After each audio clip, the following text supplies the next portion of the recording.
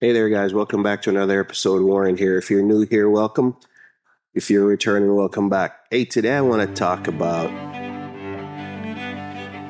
have we overcorrected? And by that I mean with all that's going on with the cancel culture and hashtag every group and every movement, have we overcorrected? And I posed it in a question because I want to tackle it in one particular area, and that is comedy, specifically stand up comedy. And I'll pose a secondary question to that. When was the last time you saw a good stand up comedy act where you laughed so much you probably cried, or you just had a really good time because the person was just that good? Now, here's the tough question. The person was probably that good because they were picking on the human condition, correct?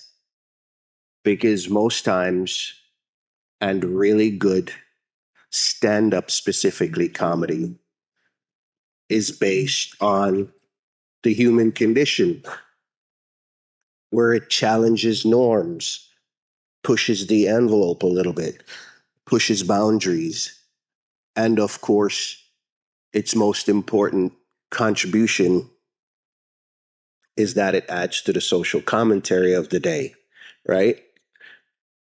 And it's usually a little foul, given it's usually a foul and offensive. And that is where we'll deep dive our conversation.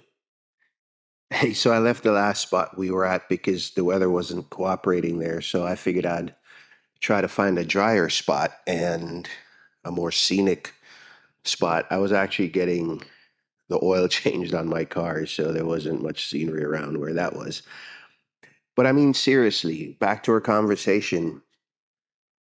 When was the last time you saw a really good stand up comic act and you left feeling entertained and, more importantly, not utterly offended?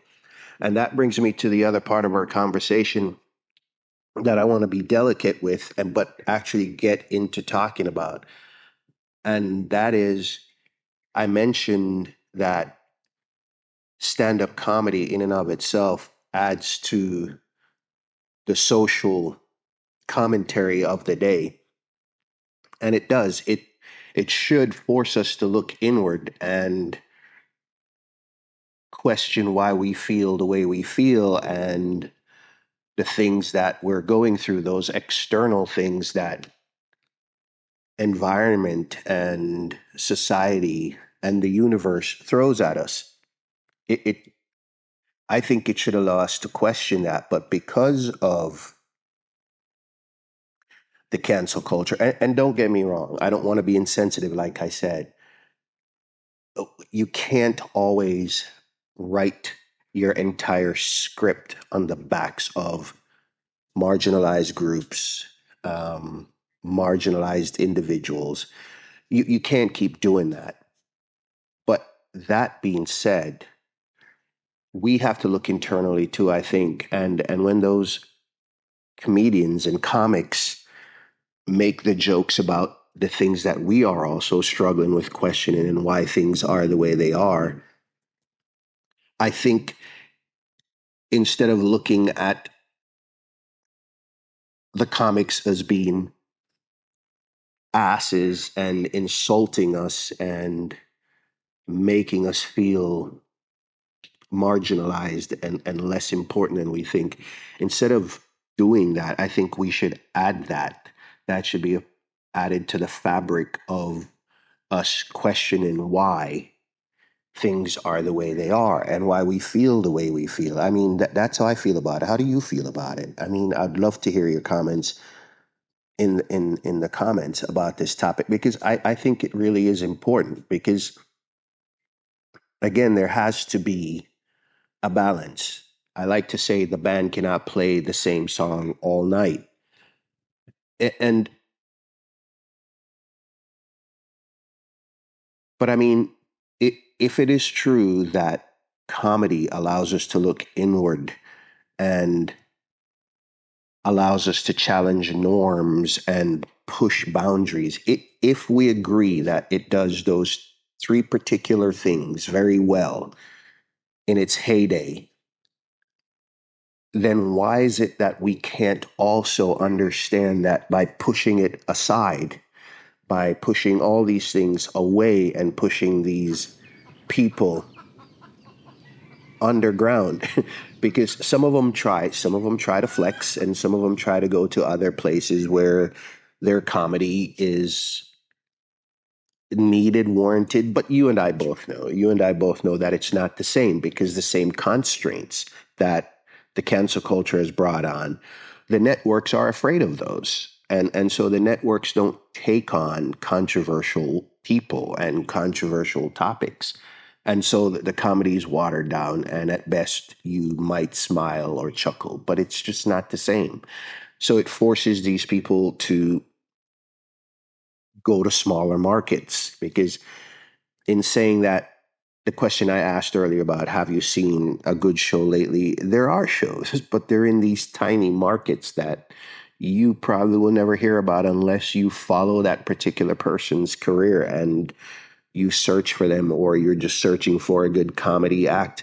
But they're in markets such as the Vegas market, the big city markets with smaller entertainment venues, but they're not headlining anymore. I mean, am I wrong? They're not headlining anymore, and that's because, and naturally so, they're afraid to take on society after taking on the stage. So,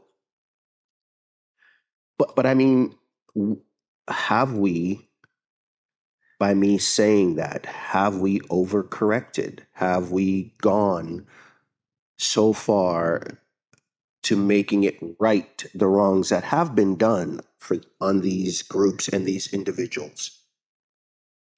There has to be an answer for those that have been wronged in the past, and people must take a stand. And I'm all about that. I'm all about that. I'm just arguing because that's what our channel aims to do: critical thinking and challenge these questions, right? These societal questions.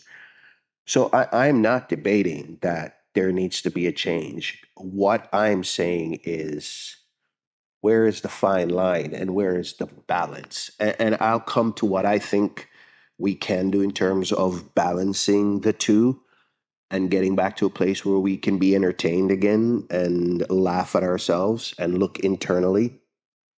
So I get that there needs to be a reckoning. And I think I alluded to the fact that some comedians are just over the top. So there is that. There are those that are just over the top and needed to be toned down. I'm not sure if cancel culture and some of the other movements were the way to do it, was the way to do it. Uh, I'm not sure, but there needed to be something done. That's for sure. But I think we can't keep overreaching, I think, on everything that offends us. And this episode is not going to be one that I want to be overly philosophical and bring in the Stoics. I don't want to be overly philosophical and bring in the Stoics, but they do remind us that we're only in control of how we react to external forces that act upon us, right? And yes, we can be offended and we should be offended when offended. But I just don't think everything that we're seeing today and everything that is being said is so over the top that it requires us to put people out of work, um, to put them in situations where they're now probably questioning their worth and low self esteem. Because, again, not all of these artists are big name artists or big time artists that are doing bookings worth millions each time that they have a booking. There's some, and we all know the names. I don't have to use names, but there are other small market, really good comedians that, because of content, are now switching to, dare I say, a day job. And that is fine. That is fine. I am not defending the market or any artist in particular. I'm generalizing our conversation, but narrowing it down in one particular area. And I just think that we can't keep doing that. Oh, by the way, guys, if you're still watching at this point, you're rock stars. Thanks for sticking around. Thanks for sticking around. I appreciate it. But with that said, though, here's some of the things that I think doing that does, especially within this context, right? We have to find that balance between free speech, I get it, and art through expression, and, and then not offending others while doing that. But I think when we get overly concentrated on the words and the terms that these people use and we cancel them out, I think it eventually gets to a point where we start to, and I've been alluding to it the whole conversation, but I think we actually get to a point where we start to stifle creativity. And by stifling creativity, we cheat ourselves. We cheat ourselves from the benefits of these people who could make us laugh, forget about our issues for our individual issue for the 2 hours and laugh at our neighbor. And our neighbor looks over at us and laughs with and at us for whatever we can relate to. I think by stifling creativity, we cheat ourselves of that. We deny ourselves of that connection that happens at these events, that can happen at these events. And by stifling creativity, we also silence some voices that need to be heard, because we also agreed that stand up comedy, in part, adds to the social commentary. And I think if you silence voices, then you're silencing commentary and discourse. And we need more of that instead of less of it. And I just think if we can find a balance there where we look at the man in the mirror and check our egos a little bit, and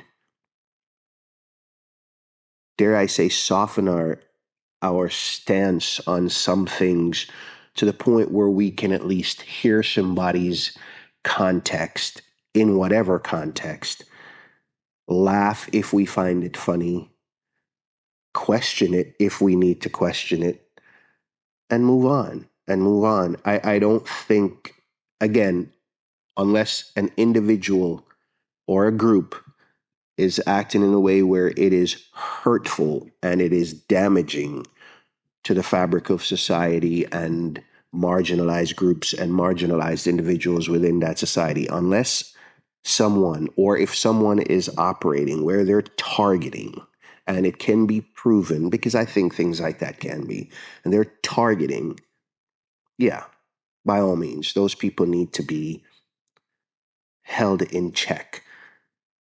But I think using a broad brush to label everyone that offends us in their comedy or in any kind of discourse, I think canceling or silencing anyone is not what we should do, because that is it's contrary to what we are as a society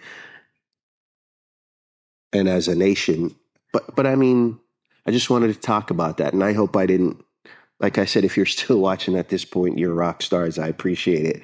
But I think it was a conversation that needed to be had. I was thinking about it because I was actually trying to find something funny to watch the other day, and I particularly was targeting the stand up, and the ones that populated are the ones we've all seen because they're, like I said, I, there is nothing or anyone new that is willing to be themselves targeted by going after the same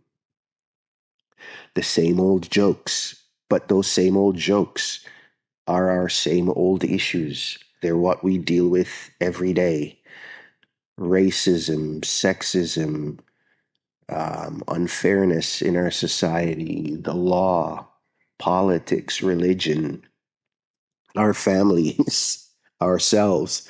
Same old jokes, but it's all about the same old problems. Anyway, thanks for listening. Thanks for giving me a listening ear. But I just say that there has to be a balance, but the solution is not to cancel anyone. And I think in often our reaction as humans, we overreach. And I posed our discussion in a question that, have we overcorrected? And I think in some respects we have, and I think it's not too late to right that ship. All right, so thanks for sticking around. Thanks for giving me a listening ear. I hope you enjoyed the content, and I would love to hear what you think about what we talked about today. So be good out there, take care of yourselves, and we'll talk again soon.